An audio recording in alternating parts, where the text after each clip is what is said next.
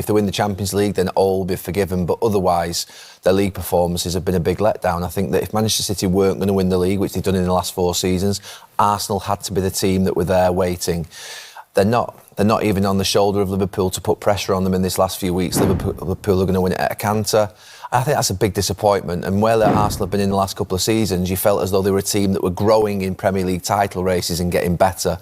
So what's happened this season, I think they've gone backwards. They've gone backwards, I think, from the start of the season in terms of their recruitment.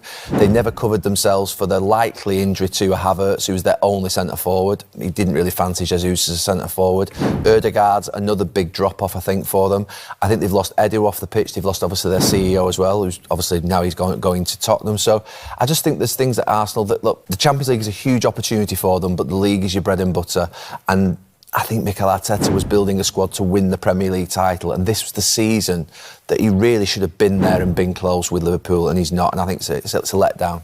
Have they gone backwards? I don't think so.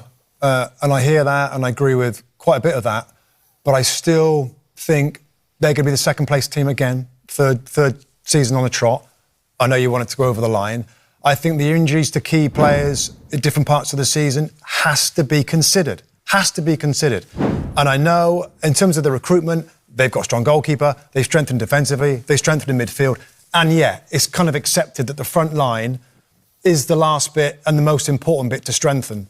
To get Jesus and Havertz out for periods of time, Saka, Ødegaard earlier in the season, I find it harder to criticise the team in terms of how they've played this season based on those disappointments. Liverpool have been the only team that have had very few injuries. Everybody else has had injury problems. It makes a difference. Man City, with everybody that they've had out injured. And we can go round the houses and talking about this and that. Injuries make a difference. And I know there's got to be a squad situation, but when you're trying to win the title and the team at the top has got very few injuries and everything's going well for them, and if you've got a few injuries, it's hard to keep up the pace of it. So, listen, they do need another striker. But I wouldn't agree that they've regressed, that they've gone backwards. He's getting closer. It was just a difficult season with injuries. Following Arsenal's frustrating 1-1 draw with Brentford at the Emirates, the Manchester United legend appeared on NBC Sports and declared the Gunners a big disappointment this season. But fellow pundit Robbie Mustoe wasn't having it. He defended Arsenal's consistency, praising Mikel Arteta's ability to maintain a top-2 finish in a physically demanding season. While Neville slammed Arsenal for failing to challenge Liverpool or City, Mustoe highlighted a bigger picture and reminded viewers that Arsenal are still alive in Europe. With 6 league games to go, the Gunners are 13 points behind a red-hot Liverpool, but they are also 90 minutes away from a Champions League semi-final.